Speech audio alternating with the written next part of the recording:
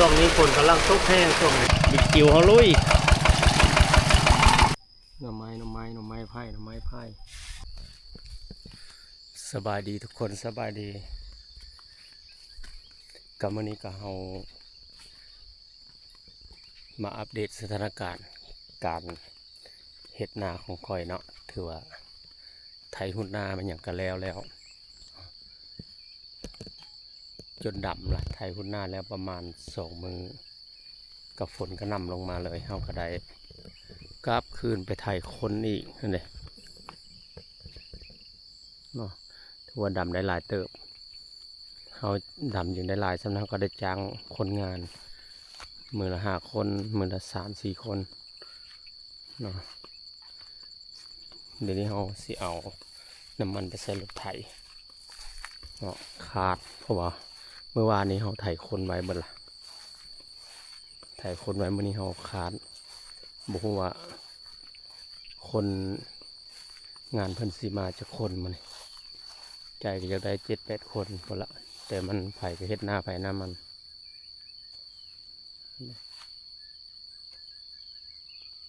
ไปเบิ่งกันเลยทุกคนนี่บอลเขาไถขาดไว้บอลเขาไถคนไว้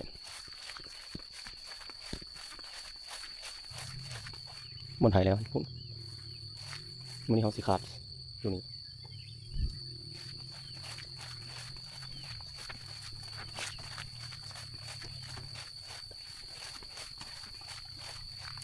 มาเขาคิดว่าน้ำสีแห้งนะมันแห้งเนาะ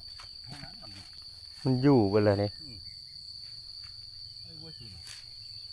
มีเบิร์ดนั่นอยู่นะท่านเขามาอีกเสร็จเละต้องแถวผมดูแล้วก็เละได้จะวุ้ตัวผมหุ่นยันแต่มันแห้งนะบอลเขาดำแล้ว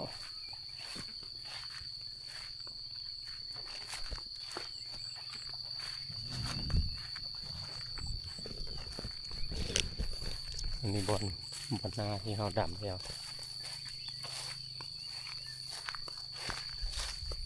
บรรยากาศ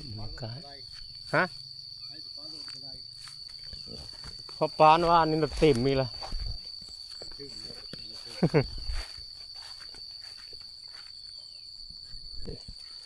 นี่เราสิเอาอันน้ำมันใส่รถเนาะหมดจะบนฟ้าวันนี้ฟ้าวันนี้สักก่อน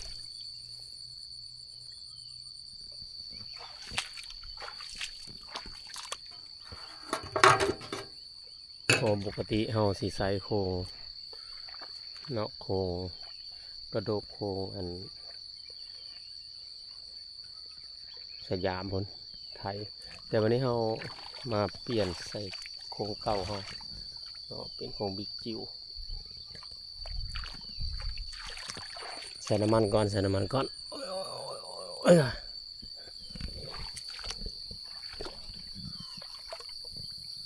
ปึ๊บนี่เราใส่น้ำมันเนาะเตรียมไถนาคาดหน้าไถนา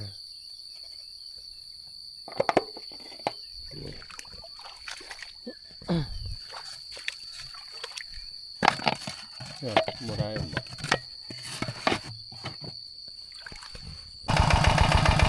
อันนี้หลังจากใส่น้ำมันแล้วเขาก็เริ่มเนาะเขาไถค้นนี่ไถค้นนั่นเนาะมาดูเขาไถนิดแล้วนะ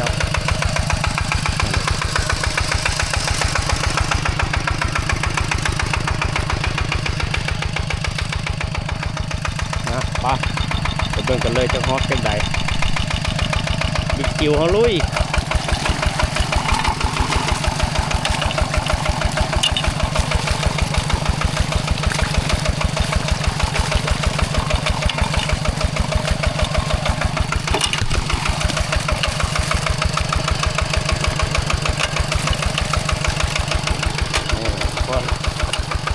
ไปถ่ายหน้าเด็ก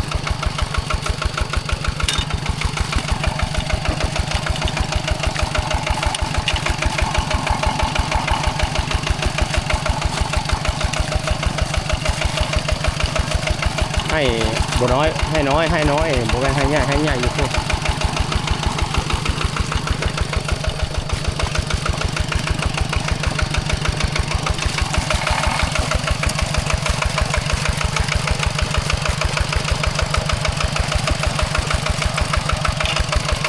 ไปผู้เดียวเพิ่นก็ได้ไปผู้เดียวเพิ่นก็ได้แล้ว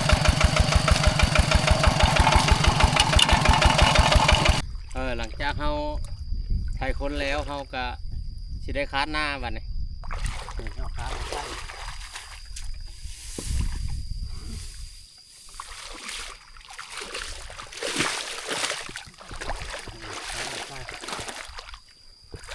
มือกล้องมาตีใส่นี่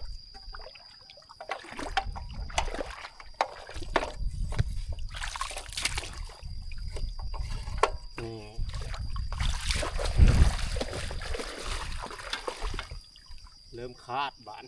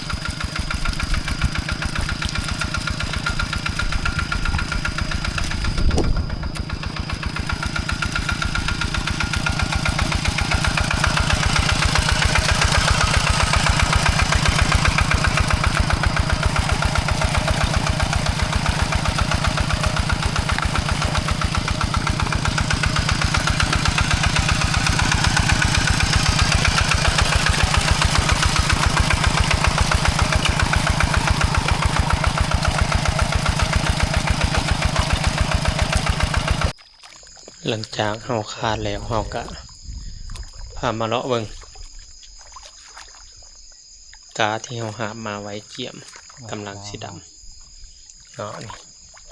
กากับพอดีดับกำลังคักนี่หามาไก่เติบได้เกือบประมาณ 400-500 เมตรมื้อนี้บ่มีคนงานมั้ย ลุยถึงคนสิน้อยก็ต้องลุยเด้อบ่อยากมีน้ำบ่ได้มันฝนบ่อยากตกเนาะ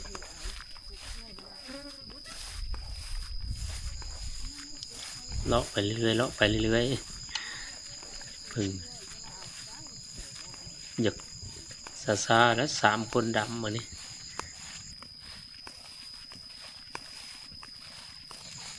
สู้ไกลสิพักเที่ยงล่ะลุย มิดเนาะมึงใครแต่มันบ่แดดเนาะ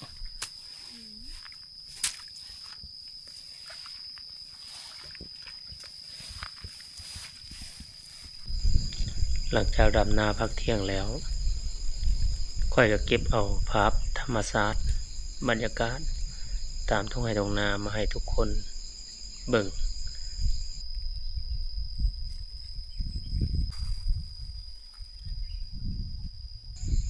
นี่บรรยากาศดอกหญ้าอยู่ตามคันนาหน่อไม้ไผ่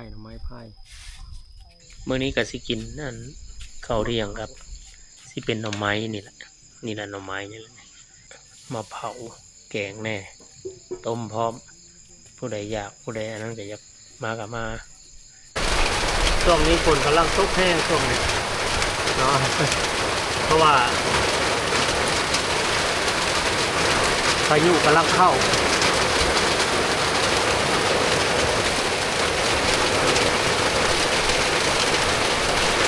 นั่งอยู่เที่ยง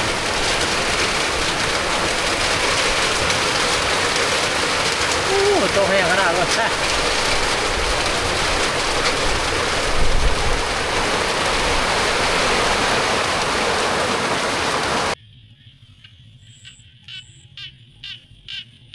ยามแรงเขียดหน้าห้องเขียดซ้ายห้อง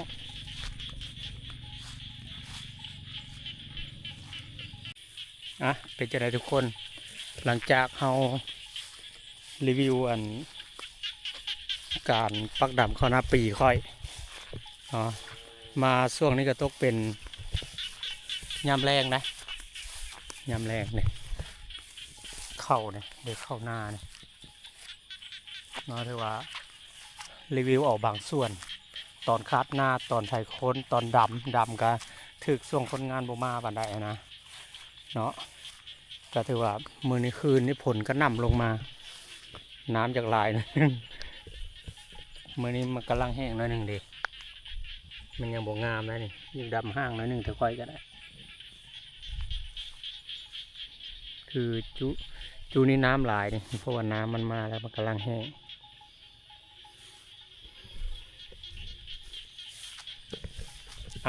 ผมเอาอย่างไรเนาะสิขอจุวิดีโอไว้ซ้ำนี้ซะก่อนฝากติดตามคลิปเฮาต่อไปเด้อทุกคนเด้อ